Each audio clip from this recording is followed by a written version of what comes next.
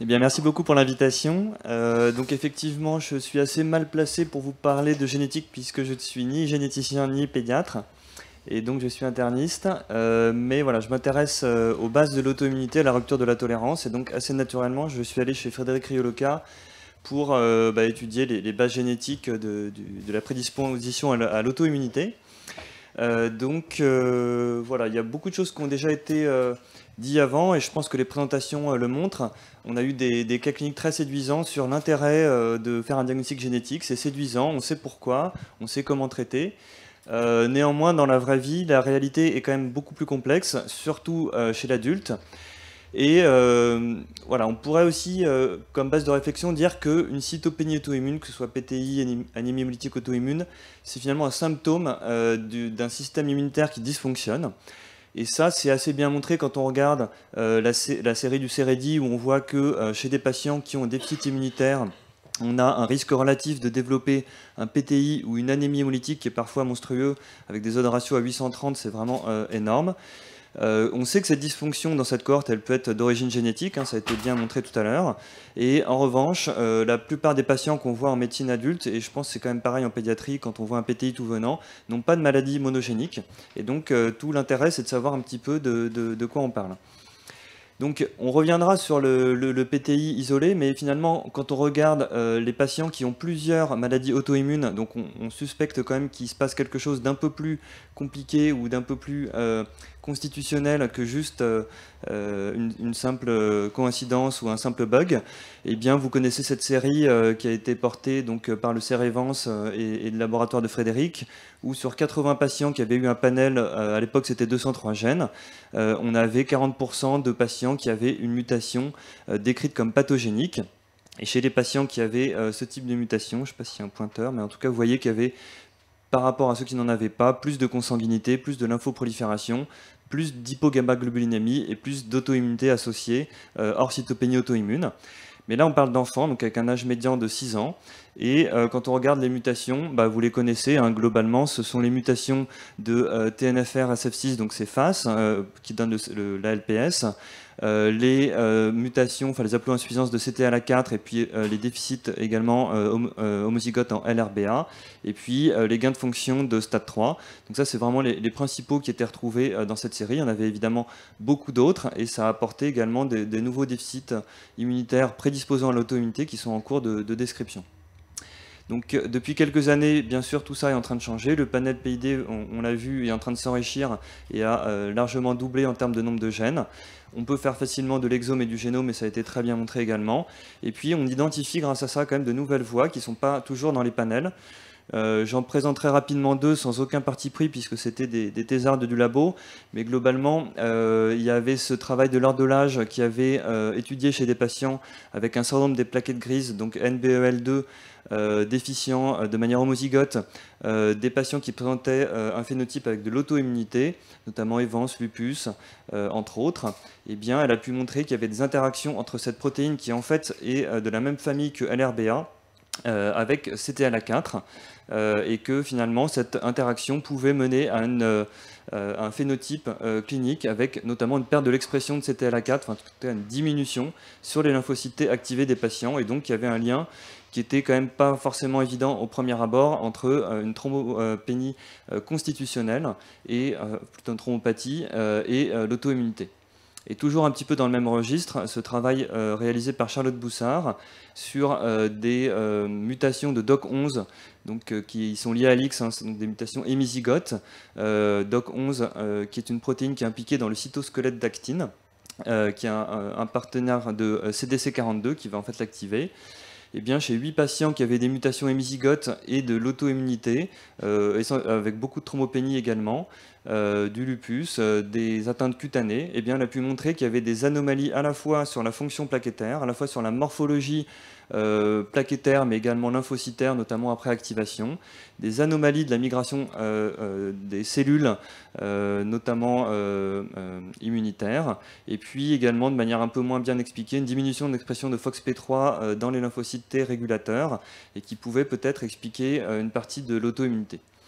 Donc tout ça pour dire qu'en fait, l'accumulation finalement de ces patients, justement, c'est ce que vous disiez tout à l'heure, avec une masse critique permet d'identifier de nouvelles choses, y compris dans des voies auxquelles on n'aurait pas pensé initialement. Un autre intérêt en dehors du diagnostic pour le patient, c'est ce qui a été évoqué tout à l'heure, c'est de pouvoir proposer des traitements ciblés. Et ici, je vous mets un article qui vient de paraître, qui a été donc un gros travail collaboratif entre pas mal d'équipes sur les gains de fonction, notamment de stade 1, de stade 3, traités par inhibiteurs de JAK. Et vous voyez en fait que tout ce qui est vert, c'est des patients qui sont en réponse complète sur différentes atteintes d'organes. Ce qui est orange, c'est que c'est stable ou en réponse partielle, puis ce qui est rouge, c'est là où ça ne marche pas, et on a franchement plutôt des bons résultats avec une tolérance qui est plutôt bonne. Et puis voilà, ça mène à une meilleure compréhension du fonctionnement du système immunitaire, et donc je pense qu'il faut continuer la recherche de ce point de vue-là. Alors maintenant, si on parle de l'adulte, qu'est-ce qu'on peut dire? En fait, il y a très peu de données chez l'adulte, on est quand même assez en retard sur ce sujet. C'est pas faute d'avoir fait quand même des petites études, mais vous voyez, là, ça vient de sortir dans Blood Advance. Sur 44 PTI, on a fait un panel DIP, donc c'est quand même pas énorme en termes de nombre de patients, mais le résultat, il est assez clair, on ne trouve strictement rien. Pourtant, c'est des patients, il y avait quand même 18% qui avaient un syndrome d'Evans, 6,8% qui avaient un lupus, donc on aurait pu s'attendre à trouver quelque chose. On trouve juste un variant de tube 1 qui en fait est juste une erreur diagnostique, le PTI est en fait une thrombopénie constitutionnelle. Et puis, si on prend donc les Evans chez qui on pense qu'il va y avoir un enrichissement de ces variants pathogènes, eh bien, la plus grande série pour l'instant à ce jour, c'est 116 adultes dans un travail collaboratif publié il y a 2 ans. Et finalement, il n'y a que 6 patients qui ont bénéficié d'un panel déficit immunitaire. Tous étaient négatifs. Et finalement, on concluait à un Evans primaire dans 80% des cas. Il y avait 4% qui étaient classés PID, généralement plutôt type DICV, enfin déficit tumoral. Et donc, le panel ne semblait pas non plus extraordinaire. Alors pourtant, les patients, ils existent. Enfin, je vais prendre l'exemple d'une patiente que j'avais reçue à Mondor il y a quelques années, qui était une jeune patiente qui avait une anémie. Alors, elle était migrante, donc on n'avait pas tout son dossier médical, mais en tout cas, ce qui était clair, c'est qu'elle avait fait des infections répétées dans l'enfance. Elle n'avait pas fait de cytopénie a priori marquée de ce qu'elle racontait. Et on la rencontre pour un tableau d'anémie hémolytique auto-immune un petit peu bizarre, avec surtout, vous voyez, une grande hépatosplénomégalie et plutôt une tendance à avoir des gamma-globulines plutôt basses. Et finalement, apparaît une thrombopénie, puis une neutropénie auto-immune. Et puis ce qui nous met la puce à l'oreille, c'est qu'en fait elle développe une lymphoprolifération LGL. Initialement, on avait pensé mollement à un déficit immunitaire et on ne s'était pas précipité sur la génétique, mais en voyant ça, on a tout de suite recherché le séquençage de stade 3 et qui a montré en fait un variant gain de fonction. Et donc cette patiente a été traitée par différents traitements immunosuppresseurs. Elle a également eu secondairement après diagnostic du Jakavi, avec une réponse qui n'a pas été non plus si exceptionnelle que ça, donc ça nuance un petit peu aussi ce qui est publié. Et puis finalement, elle a fini par s'améliorer petit à petit. Mais donc voilà, tout ça pour dire que cette patiente, il y a encore quelques années, n'aurait eu ni diagnostic moléculaire chez l'adulte, ni traitement ciblé, et les choses sont en train d'évoluer. Donc l'objectif de notre projet, c'était de se dire que finalement des patients, on pouvait quand même en trouver. Et donc on conduit toujours encore une étude pour essayer de proposer un exome en solo systématique à tous les patients adultes qui ont un syndrome d'Evans, pour essayer de découvrir s'ils peuvent être porteurs de variants pathogènes et de les caractériser, et puis éventuellement d'orienter la prise en charge thérapeutique. Donc pour l'instant, nos critères d'inclusion restent le fait d'avoir un syndrome d'Evans qui est porté à l'âge adulte. On exclut les patients qui ont bien sûr une hémopathie lymphoïde caractérisée, donc pas les patients qui ont eu des antécédents lympho, mais par exemple ceux qui ont des LLC, où là clairement l'Evans va s'associer à une hémopathie chronique. Et puis on exclut, et c'est discutable, les lupus systémiques, ainsi que les causes non auto-immunes. Donc pour l'instant, on a exhumé 78 patients et on en a 30 de plus là qu'on est en train d'analyser.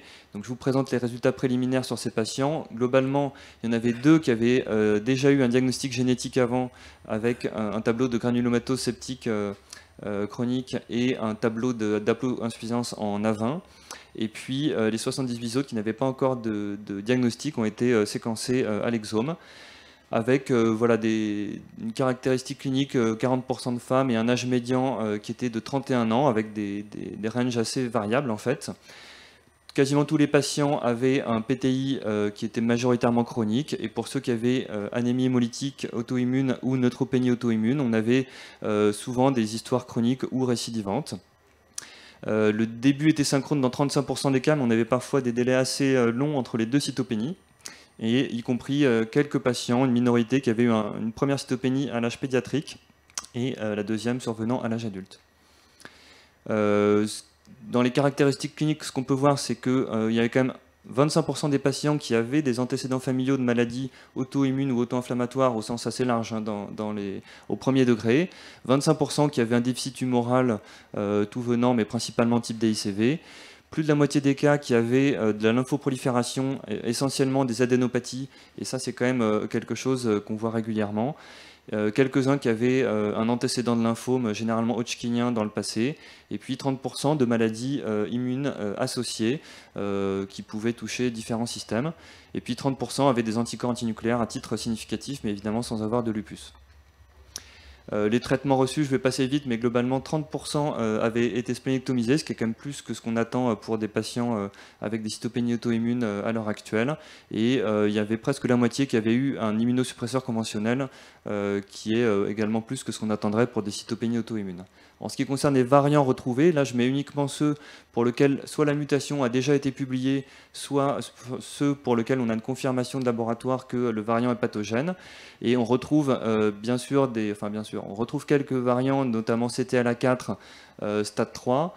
On retrouve d'autres variants, donc je vous avais dit la ploinsuffisance à 20, la granulomatoseptique. On retrouve également des variants NF-κB1, notamment dans les patients supplémentaires que je suis en train d'analyser. Il y en a d'autres avec des phénotypes plutôt de DICV. Et puis on retrouve des gènes un peu plus étonnants comme DDX41, qui est un variant en fait, qui a été associé et décrit dans une famille avec de l'auto-immunité et des lymphomes. Et puis on a un patient MYH9 dont on peut discuter de l'imputabilité, mais chez un patient qui présente un authentique PTI, une authentique anémie hémolytique auto-immune, et probablement en plus donc une maladie de la plaquette, et au regard de ce que je vous ai montré, qui sera intéressant à étudier. Donc on a également d'autres variants qui sont d'intérêt et qui sont en cours d'étude. Globalement, si on regarde juste uniquement les variants que je vous ai montrés et qu'on regarde le pourcentage de patients qui ont un diagnostic génétique contre ceux qui n'en ont pas, on voit qu'il y a plus excusez-moi, j'ai un peu de mal, de manifestations chez des apparentés au premier degré immunes que chez ceux qui n'ont pas de diagnostic génétique. En revanche, il n'y a pas vraiment, on manque encore un peu de puissance de différence pour les autres caractéristiques, même si c'est vrai que pour les manifestations immunitaires associées et puis pour l'hypogammaglobulinémie, on a l'impression qu'il y en a plus chez les patients qui ont un déficit immunitaire. Et je pense qu'avec les plus de 100 patients qu'on va avoir, on va pouvoir montrer une différence et puis avoir des caractéristiques un peu plus détaillées sur ces patients. Les limites de l'exome, je pense que ça vous a été très bien présenté tout à l'heure, donc je ne vais pas passer trop de temps dessus. Mais globalement, on a tendance à penser que l'exome va apporter une solution dans tous les cas, puisqu'on regarde tous les variants codants, mais en fait c'est évidemment un piège, mais ça vous a été bien dit. Il y a aussi la limite de nos connaissances, puisqu'on a également montré qu'une réanalyse d'exome peut être rentable. Plus le temps passe, plus c'est rentable justement pour des gènes qui auraient été montrés comme pathogènes plus récemment dans la littérature notamment.